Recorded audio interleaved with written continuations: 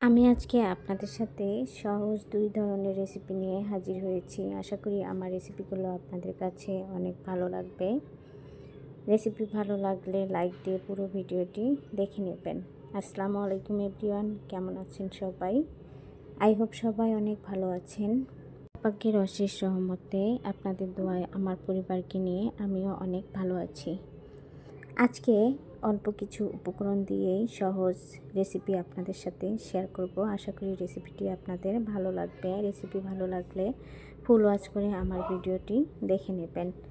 চলুন চলে যাই মূল রেসিপিতে। এই যে দেখুন, আমি এখানে এরকম সাইজের করলা নিয়েছি।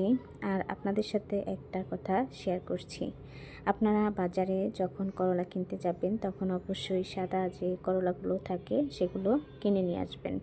সাদা করলা ভাজি করলে সেটা খেতে তিতা লাগে না, আর যেটা কালো থাকে সেটা খেতে কিন্তু অনেকটাই তিতে লাগে।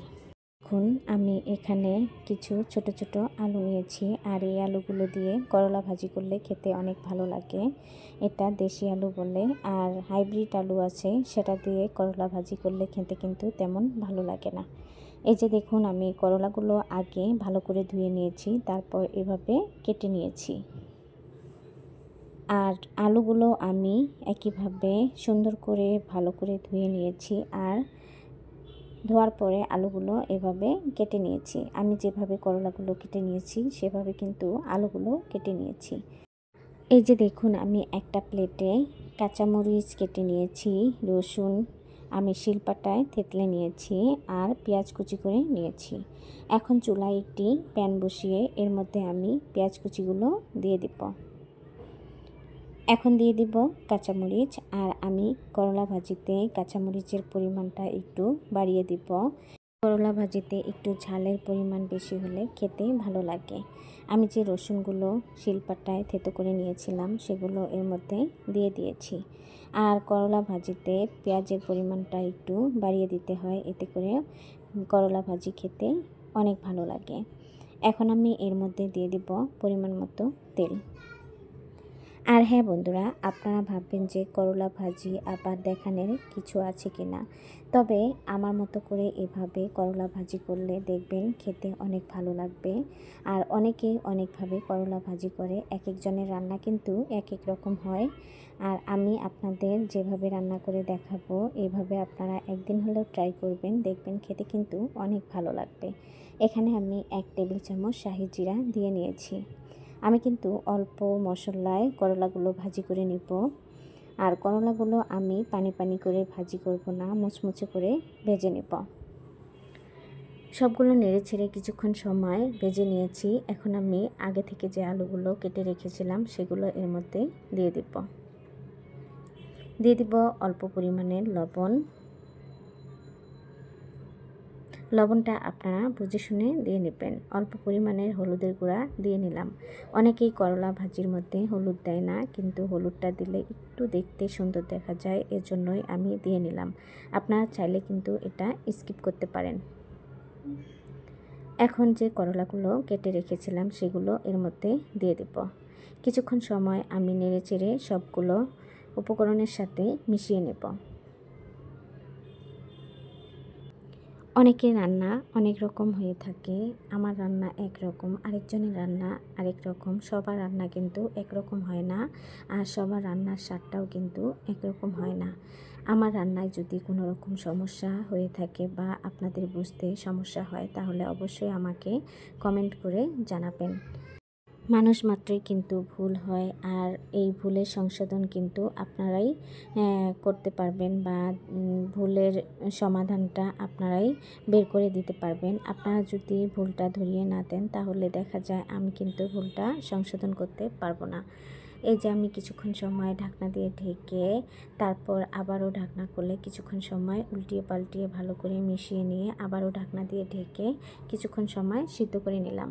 আর এখন আমি আর ঢাকনা দিয়ে ঢেকে দেব না, চুলার আঁচটা মিডিয়াম টু লোয়ের মাঝামাঝি রেখে এটা ভেজে নেব। অনেকে কিন্তু আমি দেখি করলাই যে এর পর্যায়ে এসে এভাবেই নামিয়ে নেয়, কিন্তু দেখুন আমি এটার কালারটা কতটা সুন্দর করে নিয়েছি। আর এটা আমি আরও চুলায় কিছুক্ষণ রেখে মুচমুচে করে ভেজে নেব। এভাবে করলা ভাজি করলে আমার হাজব্যান্ড কিন্তু খেতে অনেক পছন্দ করে। দেখুন আমার করলা ভাজিটা ডান। এখন আমি নামিয়ে নিব। এই যে আমি একটা প্লেটে নামিয়ে নিলাম। দেখুন আপনারা দেখেই বুঝতে পাচ্ছেন কতটা মুচমুচে হয়েছে আর কতটা লোভনীয় হয়েছে। এভাবে করলা ভাজি করে খেয়ে দেখবেন, খেতে কিন্তু অনেক ভালো লাগবে। এটা কিন্তু গরম ভাতের সাথে খেয়ে দেখবেন এক নিমেষেই প্লেটের ভাত শেষ হয়ে যাবে। আর সবচেয়ে একটা মজার জিনিস হচ্ছে, আপনারা খান কি না জানি না, আমার কিন্তু করলার যে বিচিটা থাকে সেটা খেতে অনেক বেশি ভালো লাগে। অনেকেই এটা পছন্দ করে না, তবে আমার কাছে অনেক ভালো লাগে। সেজন্যই আমি আপনাদের কাছে কথাটা বললাম। আপনাদের কাছে কেমন লাগে সেটাও আমাকে কমেন্ট করে জানাবেন। এখন আমি এই যে দেখুন একটা প্লেটে কিছু বাদাম ভেজে নিয়েছি, কাঁচামরিচ ভেজে নিয়েছি আর পেঁয়াজ রসুন ভেজে নিয়েছি। এটা সবাই কম বেশি ভাজতে পারেন, এজন্য আমি ভিডিওটা বেশি বড় হবে দেখে ভাজাটা আপনাদের দেখাইনি। এখন আমি একটা পাটা নিয়েছি আর এই পাটার মধ্যেই বেটে আমি বাদামটা ভর্তা করে নেব।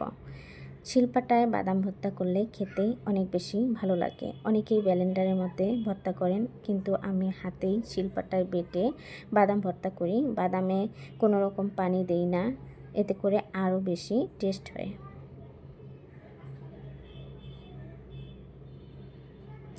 বাদামগুলো আমার প্রায় বেটে নেওয়া শেষ।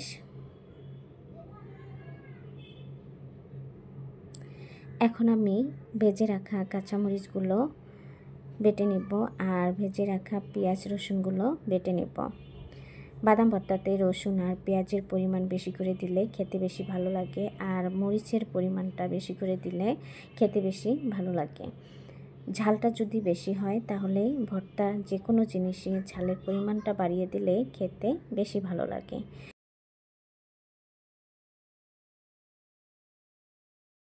এখন আমি এর মধ্যে দিয়ে দেব পরিমাণ মতো লবণ।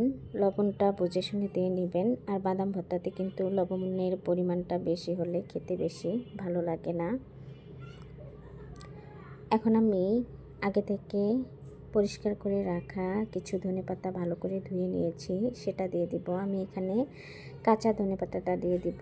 এটাতে ধনেপাতার যে একটা ঘ্রাণ আসে সেটা অনেকটাই বেশি আসবে আর খেতেও অনেক বেশি ভালো লাগবে।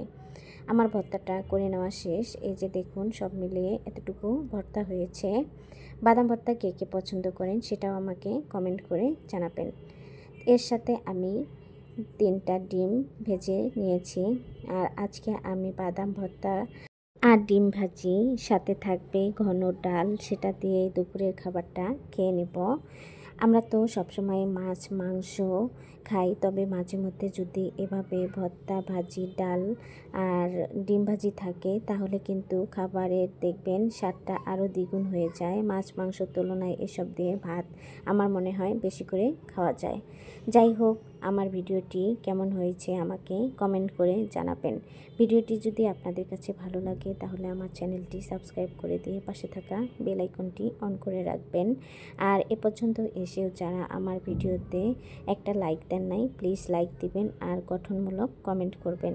আপনাদের একটা লাইক আর কমেন্ট আমার ভিডিওটা অন্য সকলের কাছে পৌঁছাতে অনেকটাই সাহায্য করে। ভিডিওটি আর বেশি বড় করব না, আজ এ পর্যন্ত। সবাই ভালো থাকবেন, সুস্থ থাকবেন। আবারও কথা হবে অন্য কোনো ভিডিওতে। আল্লাহ হাফেজ।